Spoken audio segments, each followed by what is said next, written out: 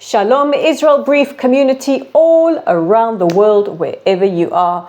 I am Rolene Marks. This is the Israel Brief, where you guys and me have a date every Monday to Thursday, and we take a look at those top stories making the headlines right here in the Holy Land in Israel. As always, we are brought to you in partnership with Lay of the Land, and more about Lay of the Land a little bit further on in the show. Now, don't forget, today I will announce this week's Moron and Mench, and it's actually quite interesting because they were almost unanimous on both counts, so stay tuned for that and the audience question. And a reminder that if you would like to pose a question or submit your recommendation for Mench or Moron of the Week, please do so either via our website or via our Facebook page, or even in the comment section below.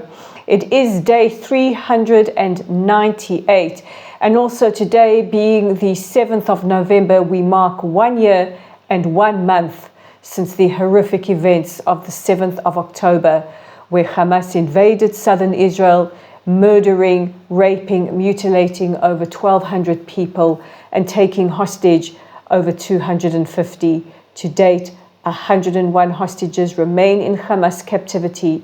They are not all Israeli. They come from 20 different countries, and they are not all Jewish. There are Druze, there are Bedouin, there are Muslims, there are Christians, there are Jews, there are Buddhists, there are Hindus, all still remaining in Hamas captivity. We want them home now. As the focus of the world is elsewhere, our focus remains on our hostages. So let's take a look at the top stories, and today makes me nervous because it has been quite a quiet news day. And as a journalist, I'm always nervous about a quiet news day. I like a steady flow of news, because when it's too quiet, it means something big is coming down the pike. So let's take a look at the top stories, and we begin with the rollout of vaccinations in the Gaza Strip for polio. And international healthcare authorities have lauded the rollout campaign that took place in 2 phases. The IDF conducted this campaign to vaccinate over 560,000 children, all under the age of 10, in the Gaza Strip with the polio vaccine in order to stop the spread of disease.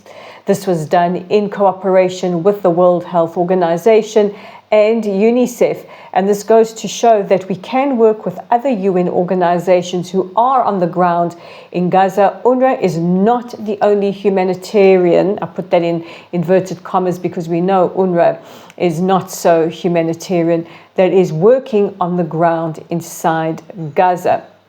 Now, it has been hailed as a remarkable success given the extraordinary circumstances. And earlier this week, I told you about the IDF helping to facilitate the passage of Gazans who needed urgent care for traumatic injuries and other diseases that were taken out of Gaza and sent to the United Arab Emirates and onto Romania. Well, today we can confirm that over 231 people from the Gaza Strip this week have been taken via Kerem Shalom through Israel and onto the UAE and Romania.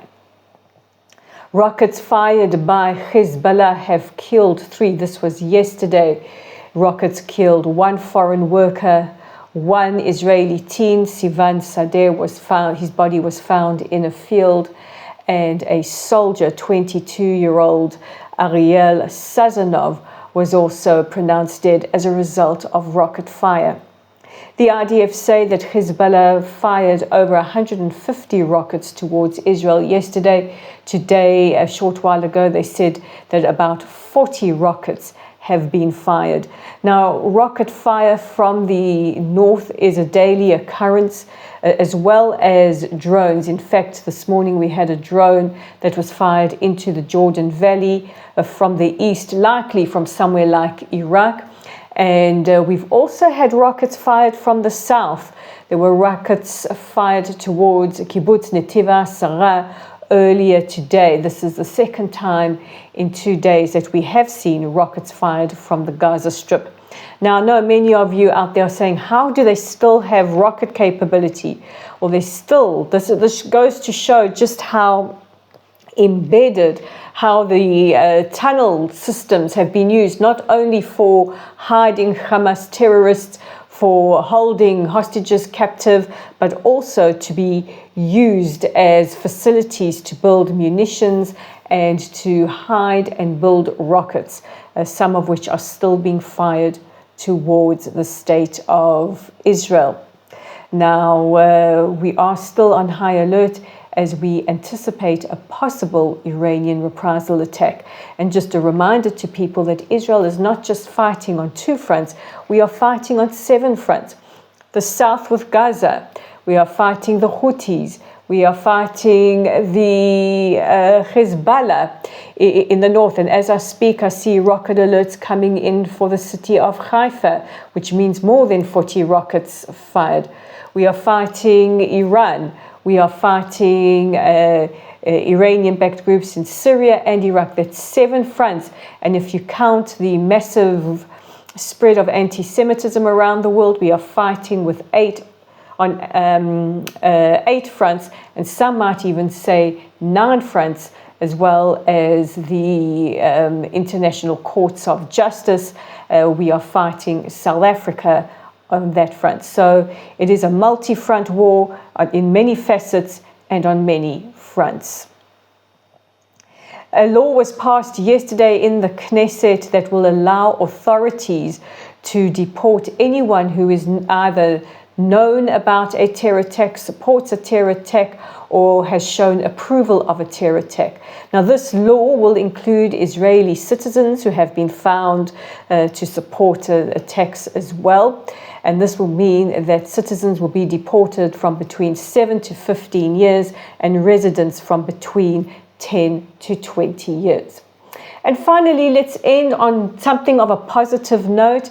And the Ministry of Defense signed a deal with the United States yesterday for $5.2 billion to procure 25 brand new generation F-15s.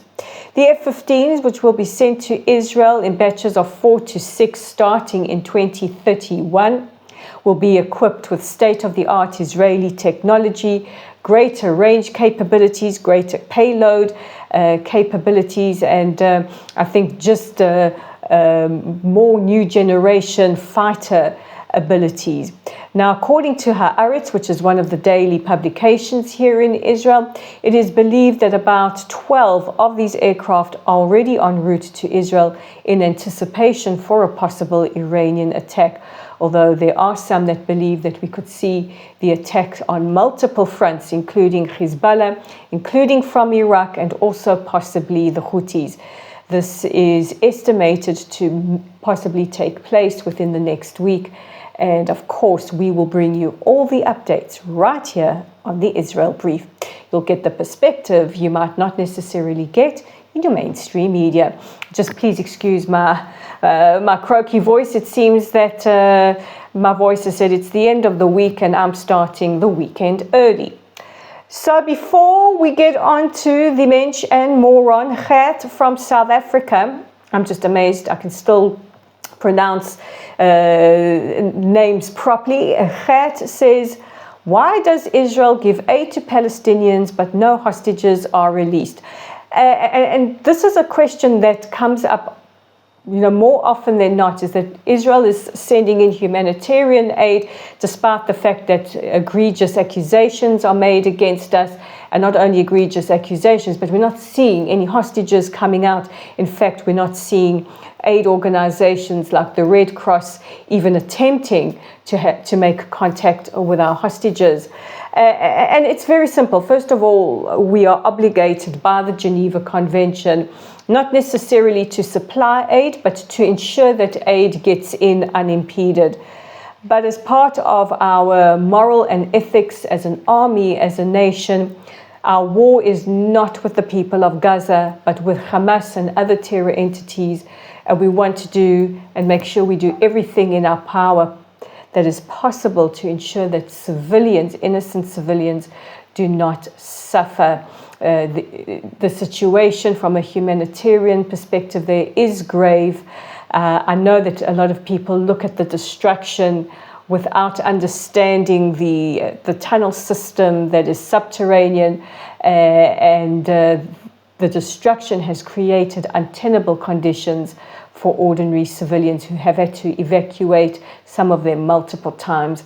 And we want to ensure that whatever we can do to ease that burden, we will certainly do it. And now on to the Mench and Moron of the week. That's a drum roll, or my drum roll on the desk.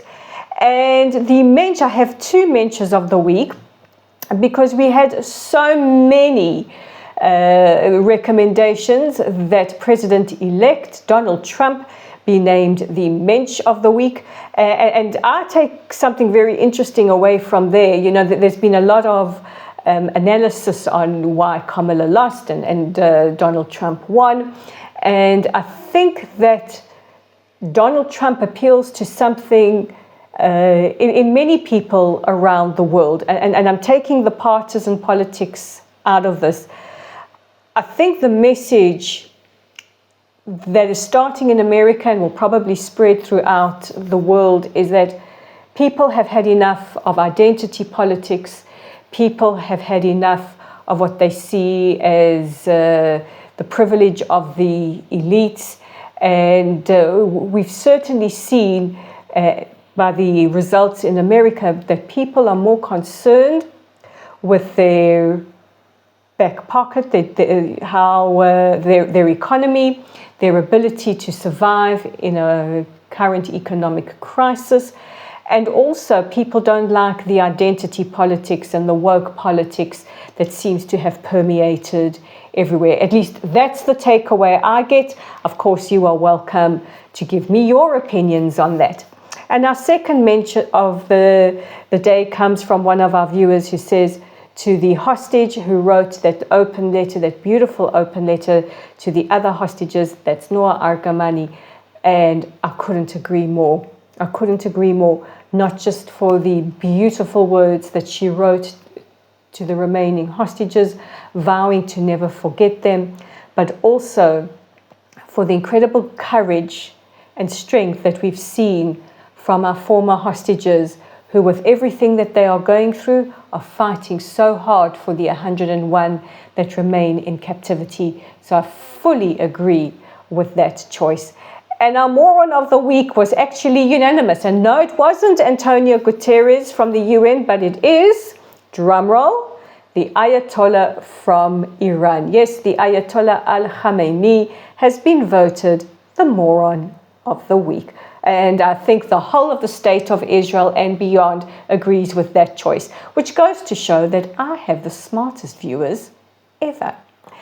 So thank you, guys. And before we go into the weekend, and we all deserve a rest, I know I'm looking forward to one, don't forget to check out our website at www.layoftheland.online, our Facebook page at Lottle's site. Our YouTube channel is right here at the Israel Brief. I'm so delighted that I accompany some of you while you're cooking dinner and some of you while you're waking up in the morning. That's what our community is all about. We are on X at Lay of the Land 5, on Instagram at Rolene_Marks, on LinkedIn at Rolene Marks. So guys, I wish you a wonderful, a restful weekend. I think I'm going to sleep for 72 hours. Hope I wake up in time for Sunday morning. The start of our week here is a Sunday morning. Shabbat Shalom. Take care of yourselves. Take care of each other. I will see you again next week. Bye for now.